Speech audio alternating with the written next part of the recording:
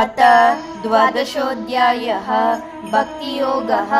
अर्जुन उवाच एवं सततयुक्ता ये भक्ता स्वां पर्युपासते ये चाप्यक्षरमव्यक्तं तेषां के योगमित्तमाः।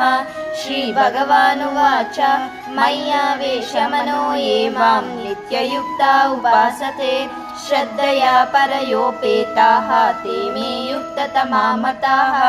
ये त्वक्षरमनिर्देश्यम् अव्यक्तं पर्युपासते सर्वत्र गमचिन्त्यं च कूटस्थमचलं ध्रुवं सन्नियम्येन्द्रियग्रामं सर्वत्र समबुद्धयः ते प्राप्नुवन्ति मामेव सर्वभूतहिते रताः। क्लेशोऽधिकतरस्तेषाम् अव्यक्तासक्तचेतसाम् अव्यक्ता हि गतिर्दुःखं देहवद्भिरव्याप्यते।